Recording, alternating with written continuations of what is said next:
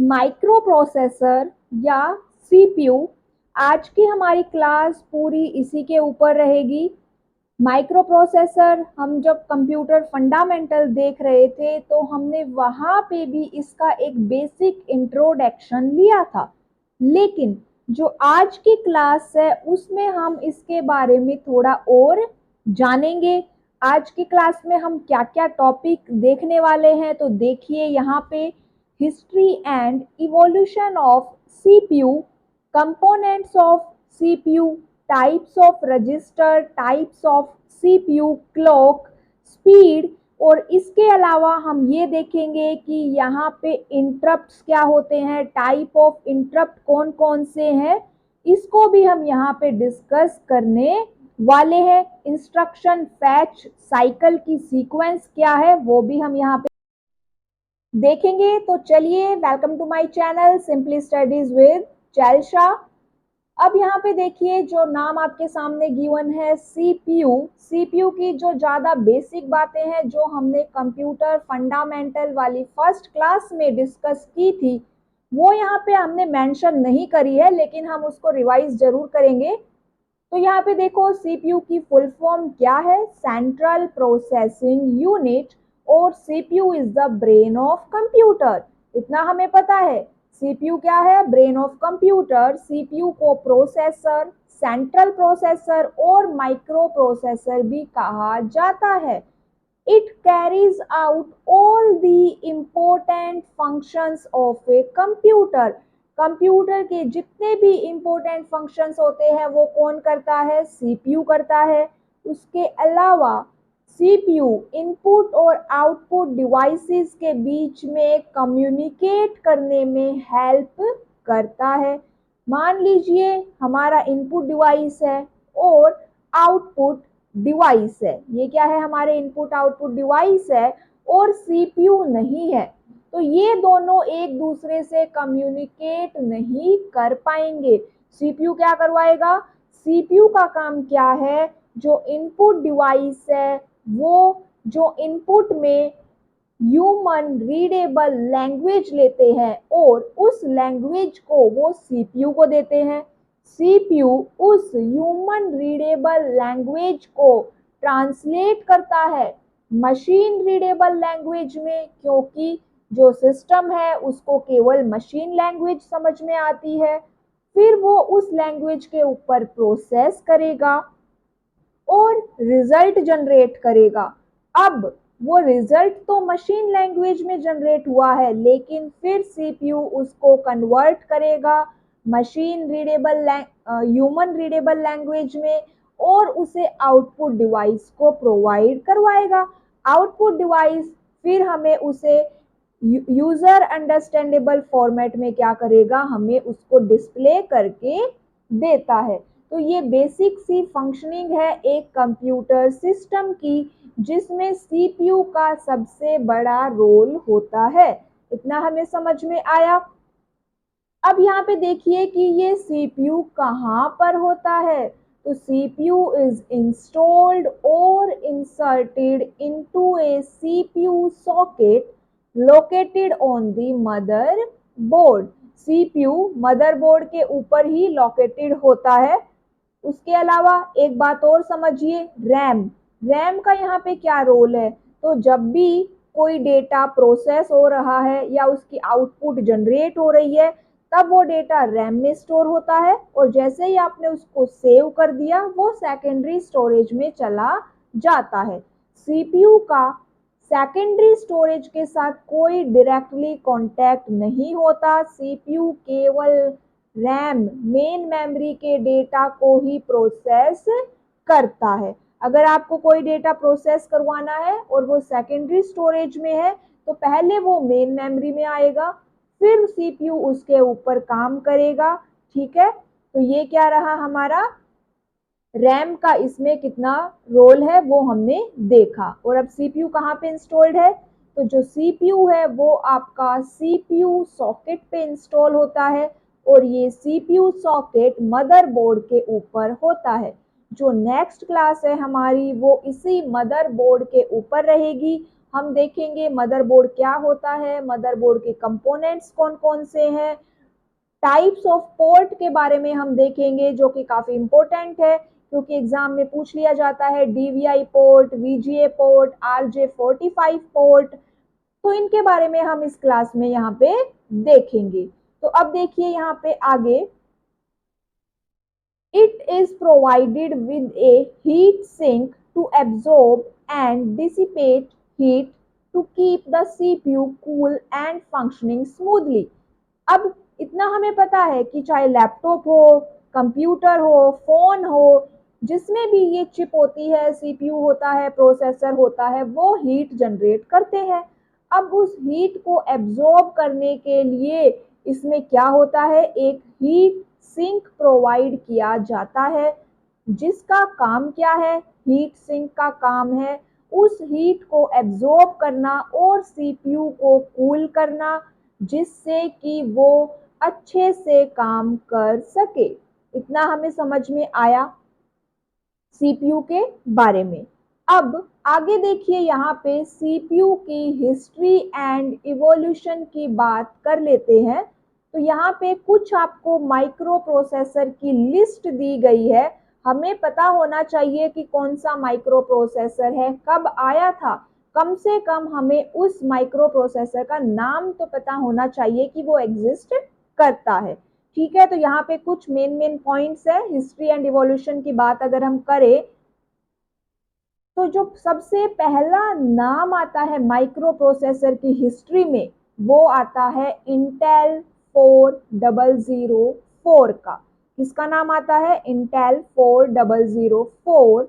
और इसके बारे में समझिए कि 1970s में, कब, 1970s में टेड होफ और उसकी जो टीम है उन्होंने एक आइडिया दिया कि एक माइक्रो प्रोसेसर इन्वेंट किया जाए।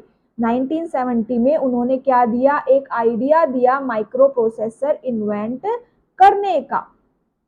फिर कौन सा माइक्रो प्रोसेसर बन के आया, इंटेल 4004, जो कि इंटेल कंपनी का फर्स्ट माइक्रो प्रोसेसर था। फर्स्ट माइक्रो प्रोसेसर की अगर बात की जाए तो किसका नाम आएगा, इंटेल 4004 का। किसने बनाया, इंटेल कंपनी ने। किसने लीड किया टीम को, टेड होफ ने। और कब आया, 1971 में। इतना हमें पता चला इसके बारे में। ये तीन बातें इंपॉर्टेंट है। 4004 फर्स्ट माइक्रो प्रोसेसर है, इससे क्वेश्चन आने के चांसेस रहते हैं। अब अगर बात करें कि ये जो पहला माइक्रो प्रोसेसर है वो कौन से कंप्यूटर में यूज हुआ, तो माइक्रल और SCELBI, इन दो कंप्यूटर में फर्स्ट पर्सनल कंप्यूटर थे ये जिन्होंने 4004 को यूज किया। नेक्स्ट आता है इंटेल 8080, 1974 में आया था। MITS Altair 8800 और IMSAI 8080 ने इस माइक्रो प्रोसेसर को यूज किया। थर्ड नाम आता है इस सीरीज में मोटरोला 6800 और ये 1974 में आया था। जो मोटरोला प्रोसेसर है उसमें कोई भी इनपुट आउटपुट पोर्ट्स नहीं थे, इनपुट आउटपुट वर मेमोरी मैप्ड। चलिए आगे देखते हैं। इंटेल 8085 सबसे इंपॉर्टेंट माइक्रो प्रोसेसर है, 1977 में आया और ये पहला माइक्रो प्रोसेसर था जिसने वॉन न्यूमन आर्किटेक्चर को यूज किया। अब वॉन न्यूमन कौन थे, जिन्होंने स्टोर्ड प्रोग्राम का कॉन्सेप्ट दिया था। स्टोर्ड प्रोग्राम कॉन्सेप्ट को किसमें यूज किया गया, सबसे पहले 8085 में यूज किया गया। वॉन न्यूमन के आर्किटेक्चर को सबसे पहले यहाँ पे यूज किया गया। इंटेल 8085 के अंदर 256 इंस्ट्रक्शंस थे। इंस्ट्रक्शन सेट में कितने इंस्ट्रक्शन थे, 256 इंस्ट्रक्शन थे और ये एनमोस टेक्नोलॉजी को यूज करता था।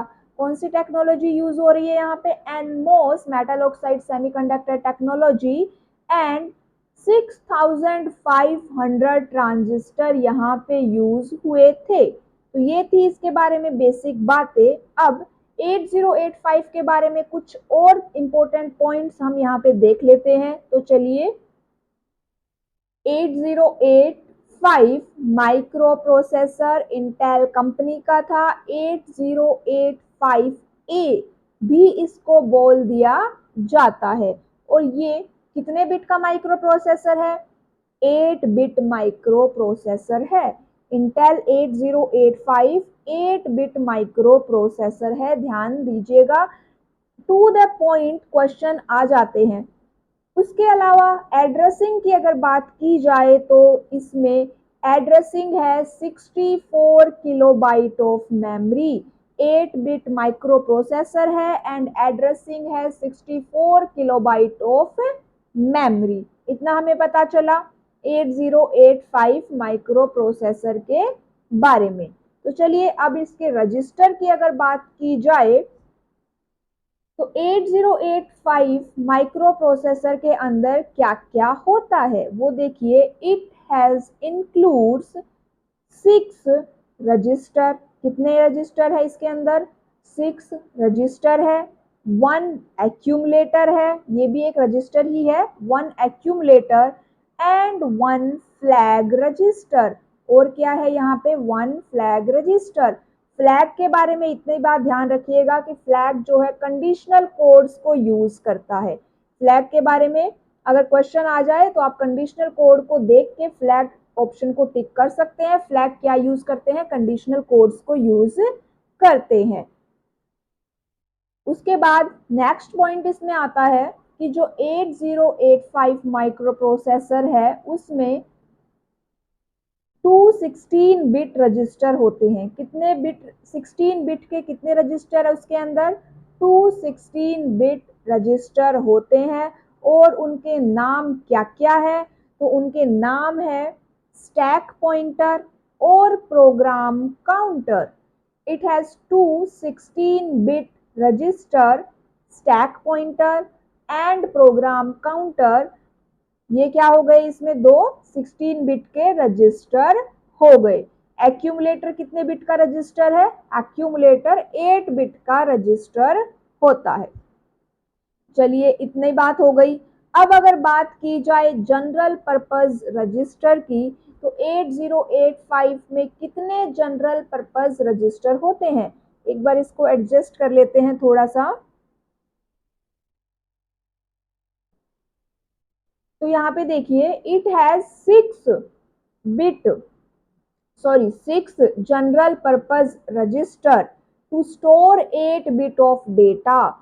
कितने जनरल पर्पस रजिस्टर है? जनरल पर्पस रजिस्टर को GPR भी कहा जाता है और ये 8 बिट के डेटा को स्टोर करते हैं। 8085 कितना है? 8 बिट माइक्रो प्रोसेसर होता है। ठीक है, तो ये थी 8085 के बारे में कुछ इंपॉर्टेंट पॉइंट्स। अब चलिए आगे बात कर लेते हैं नेक्स्ट माइक्रो प्रोसेसर की। एक बार इसको कंप्लीट कर देते हैं। To store 8 bit data.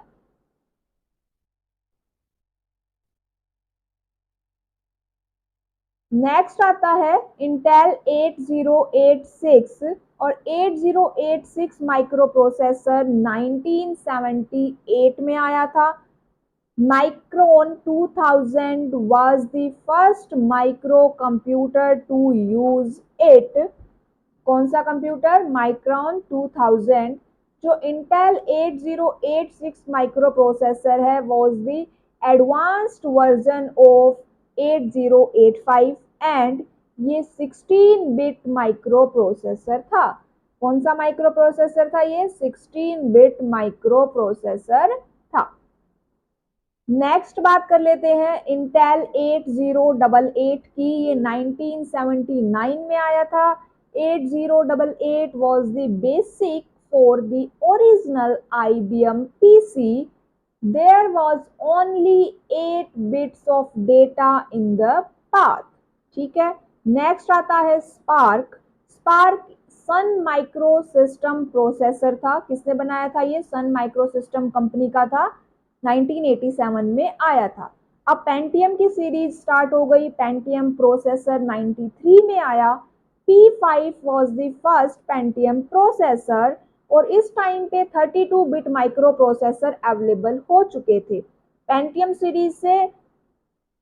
Series इतनी इंपॉर्टेंट नहीं है, क्वेश्चन आने के यहाँ पे बहुत ही कम चांसेस है, फिर भी एक बार सीरीज को देख लीजिए। पेंटियम प्रो 95 में, पेंटियम सेकेंड 97, पेंटियम थर्ड 99, फिर एक एथेलॉन आया 99 में, और ये इंटेल पेंटियम थर्ड से फास्टर थे। किसने बनाया था? एथेलॉन ने बनाया था, जो कि इंटेल की कॉम्पिटिटर थी। फिर उसके बाद आया Pentium 4 2000। Pentium 4 2000 was Intel's new single core processor with clock speed ranging from 1.3 gigahertz to 3.08 gigahertz। Next आया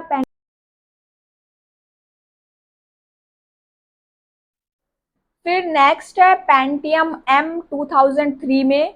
फिर कोर सीरीज स्टार्ट हुई, कोर 2 2006 में आई। E6320 इसका दूसरा नाम है फॉर इंटेल कोर 2 ब्रांड। कब लॉन्च हुआ था ये? 27 जुलाई 2006 में। और जो इसकी क्लॉक स्पीड की अगर बात की जाए तो 3.5 गीगाहर्ट्ज इसकी स्पीड है। Single core, dual core, quad core यहाँ पे इंट्रोड्यूस हो गए थे। अभी ये प्रोसेसर अवेलेबल नहीं है परचेज के लिए। आगे देखिए, लेटेस्ट टेक्नोलॉजी के सीपीयू की अगर बात की जाए तो इन जो लेटेस्ट टेक्नोलॉजी है उनमें smaller chip, faster clock and larger catch, ये सारी चीजें कहाँ पे है? In smaller chip and faster clocks में इंक्लूड कर दी गई है। जो यहाँ पे जो product based on Intel micro architecture were introduced in 2011, it has been able to produce dies with a 32 nanometre thickness. और इस फैमिली की अगर बात की जाए तो यहाँ पे आती है Intel Pentium, Celeron, core i3, core i5, core i7, core i7 extreme, i9, और अभी फिलहाल अक्टूबर में 17 अक्टूबर को जो i9 है, i9 की 14th जनरेशन भी लॉन्च हुई है। कौन सी जनरेशन लॉन्च हुई है? i9 प्रोसेसर की 14th जनरेशन लॉन्च हुई है। अब यहाँ पे लेटेस्ट 5th जनरेशन के सीपीयू भी बन रहे हैं। तो 5th जनरेशन के सीपीयू में क्या है? ये जो सीपीयू है वो आर्टिफिशियल इंटेलिजेंस के ऊपर बेस्ड रहेंगे और ये अभी भी डेवलप हो रहे हैं। आर्टिफिशियल इंटेलिजेंस के मतलब क्या हुआ कि ये जो है वॉइस रिकॉग्निशन का इसमें यूज रहेगा। अब बात कर लेते हैं कंपोनेंट्स ऑफ सीपीयू की। तो यहाँ पे इस डायग्राम को मैंने पहले भी एक्सप्लेन किया है कंप्यूटर फंडामेंटल के अंदर, और अभी जब सीपीयू हमने स्टार्ट किया तब भी मैंने इसको एक्सप्लेन किया है।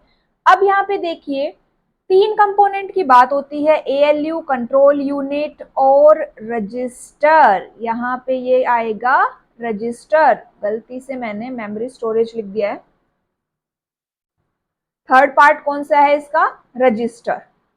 तो चलिए कंट्रोल यूनिट की अगर बात की जाए तो कंट्रोल यूनिट क्या करती है? कंट्रोल यूनिट के बारे में अच्छे से हमने फंडामेंटल वाली क्लास में डिस्कस कर लिया था। यहाँ पे सिर्फ हम इसकी जो ये साइकिल है इसको यहाँ पे डिस्कस करने वाले हैं।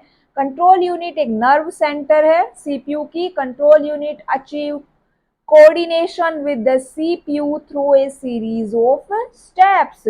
कौन कौन से स्टेप होते हैं इसमें? तो देखिए, सबसे पहले फैच, इंस्ट्रक्शन को फैच करेंगे। इंस्ट्रक्शन कहाँ से फैच करेंगे? रैम में स्टोर होगा। जो इंस्ट्रक्शन रैम में स्टोर होगा आप वहां से उसको फैच करोगे। फिर डिकोड करेंगे। कौन डिकोड करेगा इंस्ट्रक्शन को? सीयू, कंट्रोल यूनिट उसको डिकोड करेगी। फिर वो एग्जीक्यूट होगा। एग्जीक्यूट कौन करेगा? एएलयू एग्जीक्यूट करेगा। और फिर वो रिजल्ट क्या होगा? स्टोर कहाँ पे होगा? रैम में। और ये स्टेप क्या होते रहेंगे, रिपीट होते रहेंगे। तो अगर इंस्ट्रक्शन साइकिल आपसे पूछ ली जाए, इसी को क्या कहते हैं, इंस्ट्रक्शन साइकिल भी कहते हैं। और अगर इंस्ट्रक्शन साइकिल का ये जो सीक्वेंस है ये एग्जाम में पूछ लिया जाता है तो पहले फैच, फिर डिकोड, फिर एग्जीक्यूट एंड फिर स्टोर होता है। ठीक है। एएलयू क्या करता है, ALU arithmetic and logical operations को परफॉर्म करता है। रजिस्टर की बात कर लेते हैं। Register is a small amount of memory that is built into CPU. अब यहाँ पे टाइप्स ऑफ रजिस्टर की हम बात करने वाले हैं। टाइप्स ऑफ रजिस्टर में देखिए कुछ मेन रजिस्टर आपके सामने है। फर्स्ट नाम आता है प्रोग्राम काउंटर का, पीसी इसकी शॉर्ट फॉर्म है। प्रोग्राम काउंटर रजिस्टर क्या करता है, ये जो नेक्स्ट इंस्ट्रक्शन एग्जीक्यूट होने वाला है उसके एड्रेस को अपने पास रखता है। सेकेंड रजिस्टर है memory address register, MAR। Memory address register का क्या काम है, ये मेमोरी लोकेशन जहां पे आपका इंस्ट्रक्शन डेटा स्टोर है उसकी जो मेमोरी लोकेशन है उसका एड्रेस अपने पास रखता है। नाम से भी पता चल रहा है एड्रेस और मेमोरी, तो मेमोरी लोकेशन का एड्रेस ये होल्ड करता है। Memory data register, MDR। MDR क्या करेगा, store data to be stored in storage or store data after fetch from storage। मतलब जब आप रैम में से कोई डेटा फैच करोगे या स्टोर करोगे तो वो डेटा कहाँ स्टोर होगा, मेमोरी डेटा रजिस्टर में वो स्टोर होगा। मतलब ये क्या स्टोर कर रहा है, ये रजिस्टर डेटा को स्टोर कर रहा है। नेक्स्ट आता है CIR, करंट इंस्ट्रक्शन रजिस्टर, और ये क्या करेगा, store the instruction that is currently being executed. जो अभी करंटली एग्जीक्यूट हो रहा है उसको ये स्टोर करता है। एक्यूमुलेटर, एक्यूमुलेटर भी एक रजिस्टर ही है। एक्यूमुलेटर क्या करेगा, used for storing data and for carrying out ALU manipulations. जो ALU यूनिट जब प्रोसेस करती है तो उसको अपने डेटा को स्टोर करने के लिए, कैरी करने के लिए एक रजिस्टर की रिक्वायरमेंट होती है। और वो ALU कौन से रजिस्टर को यूज करती है, एक्यूमुलेटर को यूज करती है। और ये जो एक्यूमुलेटर है 8085 माइक्रो प्रोसेसर की अगर बात की जाए तो ये एक 8 बिट रजिस्टर होता है। ये एक्यूमुलेटर कैसा है, एक 8 बिट रजिस्टर होता है। तो इतना हमें समझ में आया। टाइप्स ऑफ रजिस्टर हमने देखे, यहाँ पे कुछ मेन टाइप्स की हमने बात की। एंड जो प्रोग्राम काउंटर है वो आपका 16 बिट रजिस्टर होता है। प्रोग्राम काउंटर क्या है, 16 बिट रजिस्टर होता है। चलिए अब बात कर लेते हैं टाइप्स ऑफ सीपीयू की। तो यहाँ पे देखिए सीपीयू और जो ज़्यादातर किसने बनाए हैं, इंटेल और AMD कंपनी ने बनाए हैं। सिंगल कोर सीपीयू, सब सिंगल कोर सीपीयू का मतलब क्या है कि इसमें केवल एक ही कोर, एक ही प्रोसेसर होगा। ड्यूअल कोर सीपीयू का मतलब क्या होता है कि इसमें एक सिंगल आईसी के अंदर 2 कोर होंगी। क्वाड कोर सीपीयू का मतलब है कि एक आईसी के अंदर 2 ड्यूअल कोर प्रोसेसर होंगे। हेक्सा कोर सीपीयू में 6 separate core on a single IC. Octa core CPU 8 separate core on a single integrated circuit. यहाँ पे सेपरेट कोर है और यहाँ क्वाड के अंदर देखिए ड्यूअल कोर यहाँ पे यूज हुआ है। फिर है multi core CPU. Multi core CPU also known as multi core processor are kinds of computer processor that combine several independent cores onto a single chip or IC। जो multi और IC किसने बनाई थी, integrated circuit chip Kilby ने बनाई थी। Integrated circuit chip किसने बनाई थी, किल्बी ने इन्वेंट की थी। ठीक है। मल्टी कोर के अंदर जो डिफरेंट प्रोसेसर ऊपर बात हुई है उन सबको आप कंबाइन यहाँ पे कर सकते हो। नेक्स्ट इसमें टॉपिक है क्लॉक स्पीड का। तो यहाँ पे देखिए जो क्लॉक स्पीड होती है एक प्रोसेसर की, इसको हम सीपीयू क्लॉक रेट भी कह देते हैं। काफी इंपॉर्टेंट कंपोनेंट होता है ये एक प्रोसेसर का clock speed. Clock speed of A CPU और प्रोसेसर का मतलब क्या है? Number of instructions it can process in A second. Clock speed क्या क्या मतलब है कि एक सेकंड में कितने इंस्ट्रक्शंस प्रोसेस कर सकता है वो प्रोसेसर, वो उसकी क्या होगी? क्लॉक स्पीड होगी। क्लॉक स्पीड को किस में मेजर किया जाता है? गीगा हार्ट्स में मेजर किया जाता है। क्लॉक स्पीड को हम किस में मेजर करते हैं? गीगा हार्ट्स में।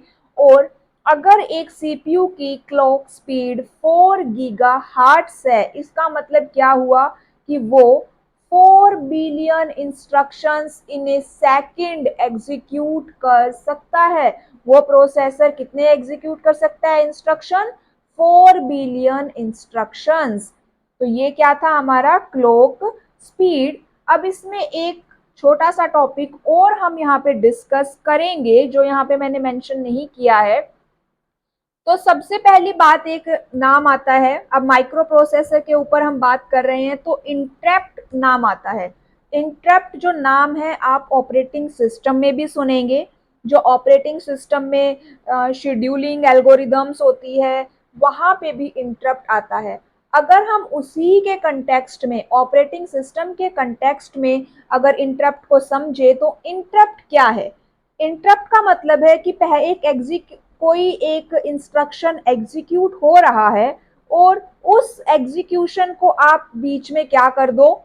रोक दो, उसको स्टॉप कर दो, कुछ देर के लिए सस्पेंड कर दो, रिज्यूम कर दो, मतलब रुकावट पैदा कर दो। तो इंटरप्ट क्या होता है? इंटरप्ट मतलब कि जो करंटली जो इंस्ट्रक्शन एग्जीक्यूट हो रहा है आप उसको बीच में कहीं जाके सस्पेंड कर रहे हो। अब ये इंटरप्ट क्या है? अगर आप जो इंटरप्ट आपने जनरेट किया है अगर उसकी प्रायोरिटी हाई है तब तो आपका जो इंटरप्ट वाला जो इंस्ट्रक्शन है वो एग्जीक्यूट हो जाएगा। लेकिन अगर उस इंटरप्ट की प्रायोरिटी लो है तो जो करंटली एग्जीक्यूट हो रहा है वही एग्जीक्यूट होता रहेगा और आपने जिस इंस्ट्रक्शन के लिए इंटरप्ट जनरेट किया है वो क्यू में ऐड हो जाएगा। तो इतना हमें समझ में आया कि एक तरह से हाई प्रायोरिटी के ही इंस्ट्रक्शंस या हाई प्रायोरिटी के इंटरप्ट ही क्या होंगे? एग्जीक्यूट होंगे। तो जो 8085 है इसकी अगर बात की जाए तो इसमें टोटल 5 इंटरप्ट्स होते हैं। टोटल कितने इंटरप्ट होते हैं? 5 इंटरप्ट सिग्नल्स होते हैं। 8085 हैज 5 इंटरप्ट सिग्नल्स। INT का मतलब यहाँ पे इंटरप्ट है। उनके नाम देख लीजिए, इंट आर, इंट ए,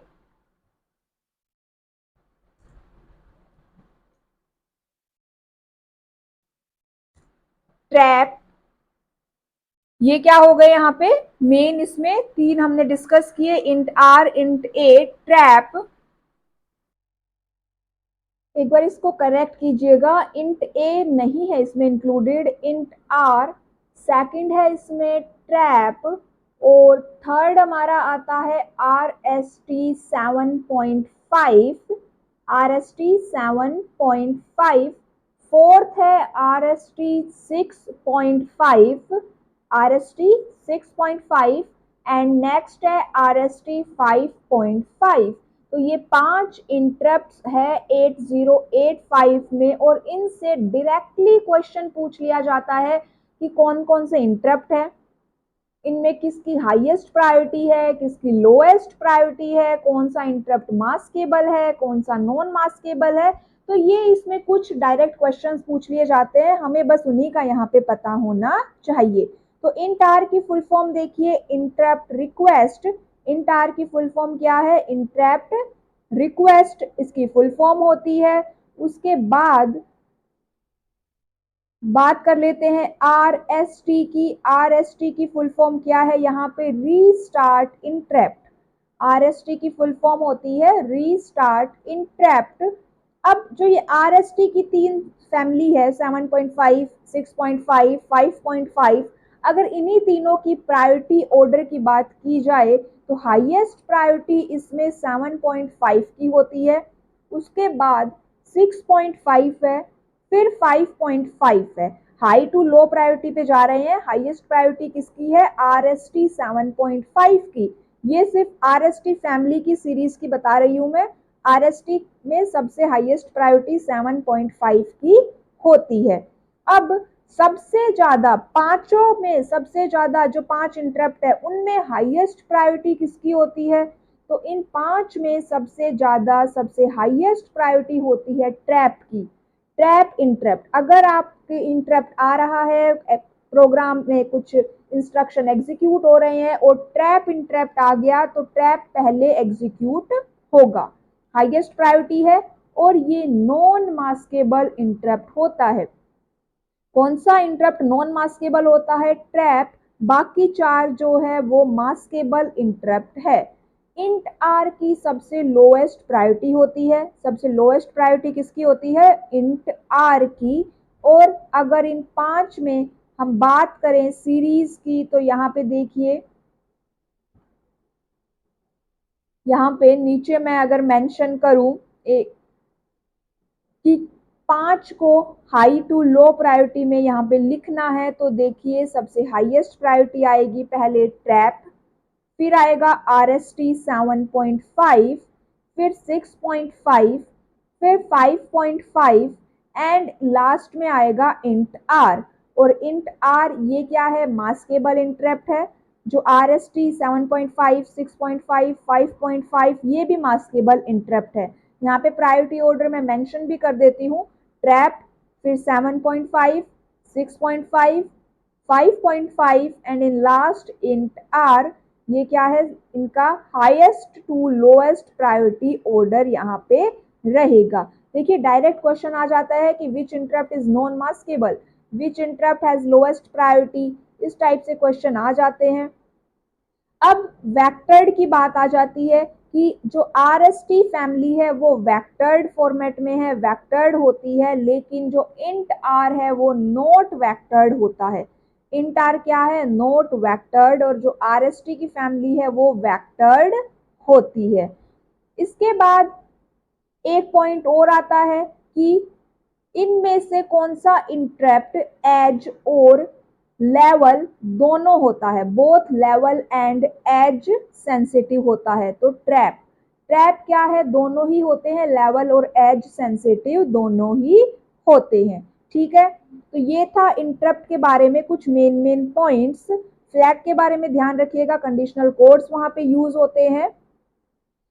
तो ये थी आज की हमारी क्लास जिसमें हमने CPU माइक्रो प्रोसेसर को डिस्कस किया। क्लास में कुछ भी नया सीखने को मिला हो तो क्लास को जरूर लाइक कीजिएगा, ज़्यादा से ज़्यादा शेयर कीजिएगा। नेक्स्ट क्लास जो आपको इवनिंग में मिलेगी उसमें हम आउटपुट डिवाइसेस के जो MCQs हैं उनको यहाँ पे डिस्कस करेंगे। तब तक के लिए प्रैक्टिस करते रहिएगा। Thank you.